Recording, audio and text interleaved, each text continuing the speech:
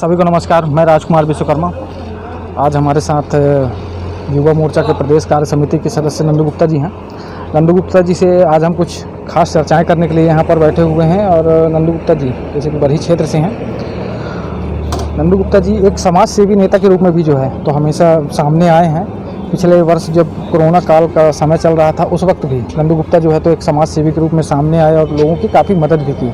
तो चलिए एक छोटी सी चर्चा करते हैं। सबसे पहले तो इनका परिचय जानते हैं कि नंदू गुप्ता जी जो हैं तो कब से राजनीति में सक्रिय हुए और इन्हें ऐसा क्या लगा कि इस युवा अवस्था में जो है तो मुझे राजनीति में आना चाहिए।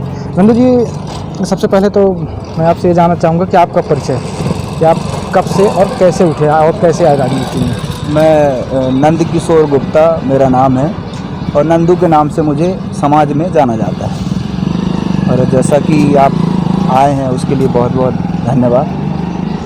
कोविड का नाम जिसने आपने जो समय कार्यकाल में जिसने आपने बताया है, तो समाज के बीच में हम लंबे समय से रह रहे हैं। दूसरी बात, संघ के बाल्यकाल से स्वयं सेवक हैं, तो संघ परिवार के बीच में रह कर के और बहुत सारी चीज़ें हमने सीखी है। फिर भी यहाँ पर एक छोटा सा सवाल आता है, क्योंकि जो पहले की राजनीति हम लोग देखते थे उस समय जो है तो काफ़ी बुजुर्ग लोग जो है तो राजनीति में हुआ करते थे और यंगेस्ट पर्सन बहुत कम होते थे जो सामने आते थे। आज का एक समय है, आज के इस दौर में जो है तो युवा राजनेता जो है तो ज़्यादा सामने हैं और आप भी एक युवा ही हैं। तो यहाँ पर कई बार जो है तो आप प्रभारी भी रहे, विधानसभा चुनाव के नगरीय निकाय क्षेत्रों में भी जो है तो प्रभारी थे। तो चुनाव होने के दौरान जो है तो आपको वहाँ पर से क्या सीख मिली? आप क्या सीख पाए कि नहीं मुझे लगा कि मैं बहुत आगे तक जा सकता हूँ, या और भी कुछ ऐसा रहा हो?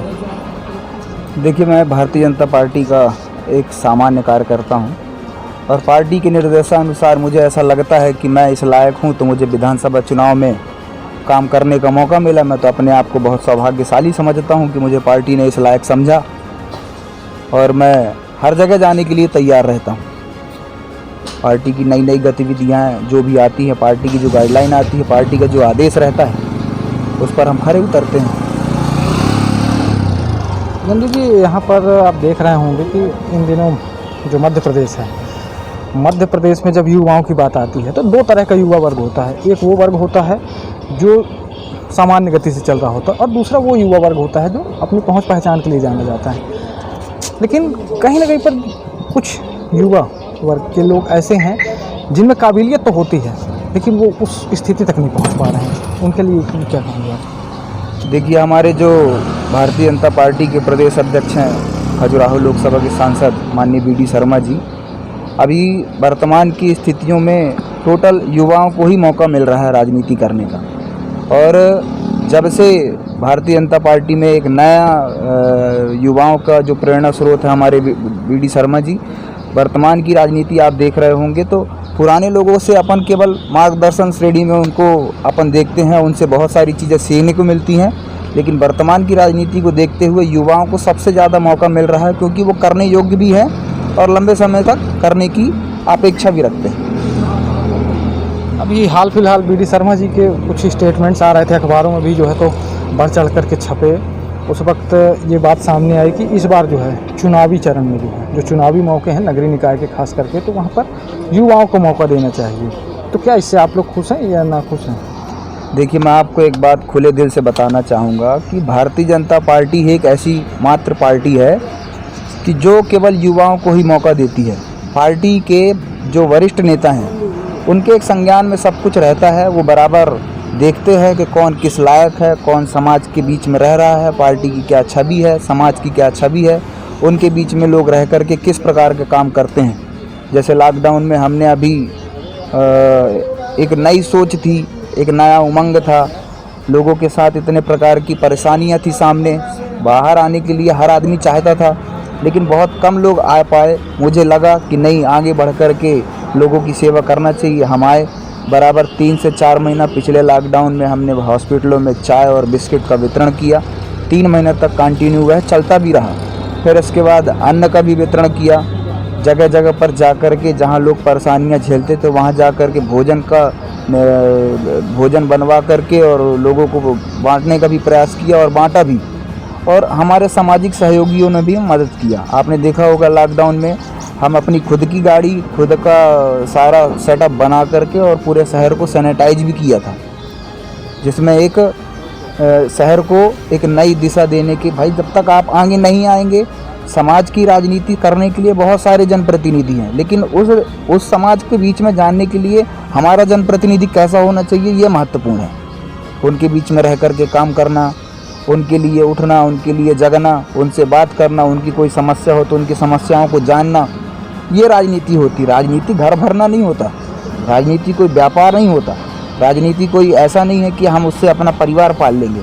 समाज हित में जो काम करना चाहिए वो नेताओं को आगे आकर के और जनप्रतिनिधि के रूप में यदि पार्टी ने आपको मौका दिया है तो उसके हिसाब से आपको काम करना चाहिए, आगे बढ़ना चाहिए। आप एक अच्छा जनप्रतिनिधि, एक अच्छा लीडर, एक अच्छा नेतृत्व करता जो है, आपके नज़रिए में कैसा होना चाहिए? अगर मान लीजिए भविष्य में कभी आपको ऐसा हुआ कि या कभी आप जिलाध्यक्ष बने मेन भाजपा से, या कभी प्रदेश अध्यक्ष, उपाध्यक्ष, कुछ भी बन सकते हैं, तो अगर कभी आपको मौका मिला तो कैसा नेतृत्व होगा आपका, और क्या मानते हैं आपके एक अच्छा नेतृत्वकर्ता कैसा होना चाहिए, एक अच्छा लीडर कैसा होना चाहिए? देखिए, ये जितने पार्टी के जो अभी आपने दोहराया है, ये सारे भारतीय जनता पार्टी के एक पदाधिकारी के रूप में इनको देखा जाता है। जनता द्वारा जो चुना जाता है वो तो जनता का निर्धारण और उनके बनाए हुए लोग ही रहते हैं। पार्टी की जो पदाधिकारी, पार्टी की जो गाइडलाइन होती है, पार्टी का जो निर्देश होता है, उस पर हम लोग काम करते हैं।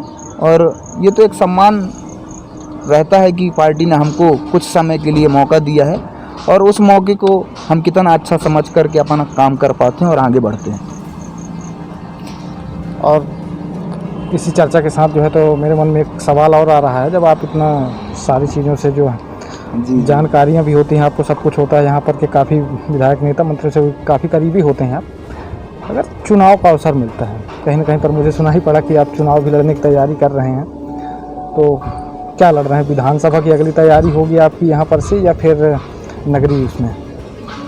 देखिए, अब मैं आपको एक बात बता दूं, हमारे क्षेत्र के लाडले विधायक संजय सत्येंद्र पाठक जी हैं, और जब तक वो हैं तब तक हम विधानसभा और विधायक बनने का नहीं सोच सकते। हम उन्हीं के साथ रह कर के काम करना चाहते हैं, क्योंकि उनसे अच्छा हम लोगों के बीच में नहीं है और ना पाया जाएगा कभी। क्योंकि क्षेत्र के लिए जिस प्रकार संजू भैया आगे बढ़ कर के अपनी सारी सुविधा, अपना सब सर्वस्त्र निछावर पूरे विधानसभा को करके वो करते हैं, ऐसा किसी के में क्षमतावान व्यक्ति आज तक मैंने न देखा है और न कभी पाया है, न कभी सुना जाएगा कि जैसा वो आगे बढ़ कर के करते हैं सबके लिए।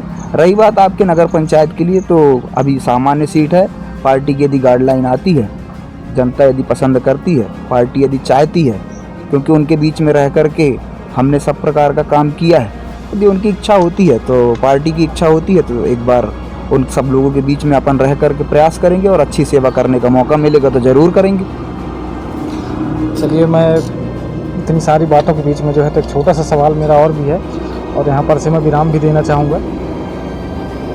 आप एक युवा वर्ग के नेता हैं, तमाम और भी पूरे मध्य प्रदेश में युवा वर्ग के जो नेता हैं उनके लिए क्या संदेश देना चाहेंगे? क्योंकि देखिए, हमने देखा कि जैसे चुनाव का समय आता है, जो जिनको आप कहते हैं कि युवा वर्ग जो है तो रीढ़ की हड्डी होती है, तो रीढ़ की हड्डी इधर उधर क्यों होने लगती है?